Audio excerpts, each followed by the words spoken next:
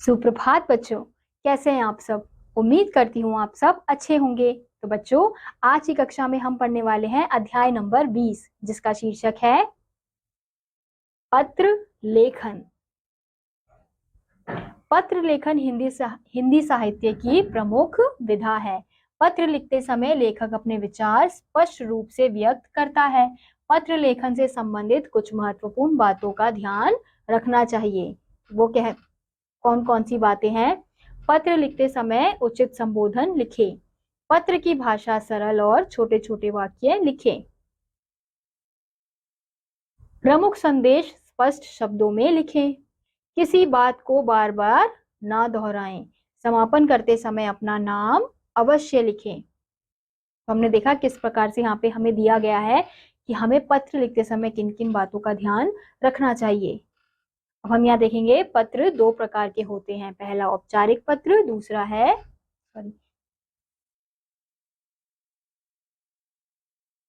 पहला अनौपचारिक पत्र, दूसरा है औपचारिक पत्र। तो हमें यहाँ पे पहले औपचारिक पत्र का एक उदाहरण दिया गया है। औपचारिक पत्र कार्यालयों और अधिकारियों तथा प्रधानाचार्य आदि को लिखे जाते हैं। तो पत्र है, अपने विद्यालय के प्रधानाचार्य को अवकाश के लिए प्रार्थना पत्र।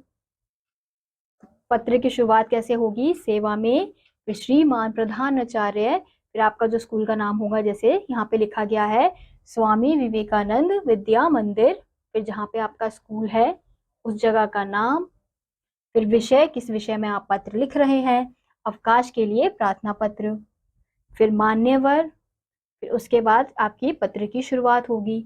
सविनय निवेदन है कि मेरी बड़ी बहन का शुभ विवाह नवंबर को होना निश्चित हुआ है। घर पर बहुत से कार्य करने हैं। उन कार्य को करने के लिए मेरे पिताजी अकेले हैं। ऐसे समय में उन्हें मेरी बहुत आवश्यकता होगी। अतः मैं 5 दिन, यानी कि जितने दिन की फिर आपको छुट्टी चाहिए वो डेट आप यहाँ पे लिखेंगे, जितने दिन से जितने तक दिन की आपको छुट्टी चाहिए। जैसे यहाँ मैंने लिखा 25/11/24 से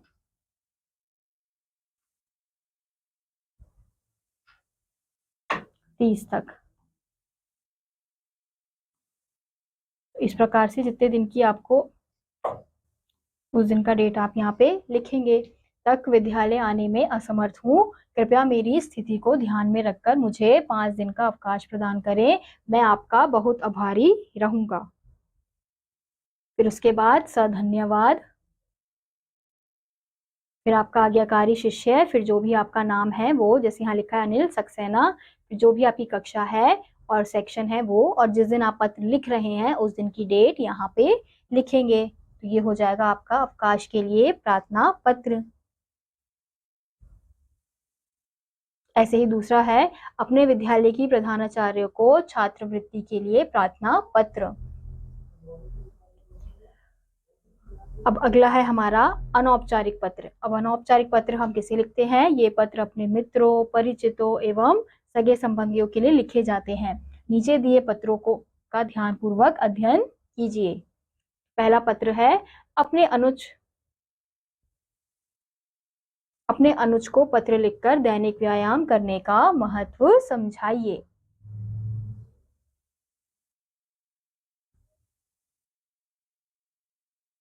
तो पहले आप लिखेंगे एड्रेस जहाँ पे आप रहते हैं, फिर जिस दिन आप पत्र लिख रहे हैं उस दिन की डेट, फिर अपने दोस्त का नाम, फिर सप्रेम स्नेहा शीश, अपने भाई का नाम, फिर उसके बाद सप्रेम स्नेहाशीष, फिर उसके बाद आप अपना पत्र लिखना शुरू करेंगे। आशा है तुम स्वस्थ और प्रसन्न होंगे। तुम्हारी पढ़ाई ठीक चल रही होगी। मुझे तुम्हारी पढ़ाई की कभी चिंता नहीं होती। तुम पढ़ाकू हो, हमेशा किताबों में उलझे रहते हो। मुझे कभी कभी तुम्हारे स्वास्थ्य की चिंता जरूर होती है। मैं छात्रावास में देखता हूँ कि अक्सर पढ़ाकू छात्र बीमार और बूझे बूझे रहते हैं। उनके चेहरों पर उल्लास नहीं दिखता। तब मुझे तुम्हारी याद आती है। भगवान ना करे तुम ऐसे तेजहीन, बूझे बूझे और उदास लड़के बनो। इसका एक ही तरीका है, रोज किसी न किसी खेल या व्यायाम में भाग अवश्य लो। मित्रों के संग खेला करो और कुछ ना मिले तो प्रातः काल 3-4 किलोमीटर दौड़ लगाया करो। इससे तुम्हारी सेहत ठीक रहेगी, मन में उत्साह रहेगा। तुम्हारा भाई, फिर जो भी आपका नाम है आप यहाँ पे लिखेंगे। तो ये था बच्चों हमारा अनौपचारिक पत्र। तो औपचारिक पत्र हमें जब अपने, जिसे हम जानते नहीं है, किसी कार्यालय में हमें पत्र भेजना है, विद्यालय में पत्र भेजना है, तो हम औपचारिक पत्र लिखते हैं। लेकिन अगर हमें किसी अपने मित्रों को, अपने परिचितों को, अपने रिश्तेदारों को पत्र लिखना होता है तो हम कौन सा पत्र लिखते हैं? अनौपचारिक पत्र। इसी के साथ आपको दूसरा पत्र दिया है, अपने पिताजी को नए विद्यालय की विशेषता बताते हुए पत्र। आप पत्र किसी को भी लिख सकते हैं, बस आपको ये ध्यान रखना है कि आप औपचारिक पत्र लिख रहे हैं या अनौपचारिक, क्योंकि दोनों को लिखने का तरीका अलग अलग होता है। इसी के साथ आज का यह अध्याय यहीं समाप्त होता है।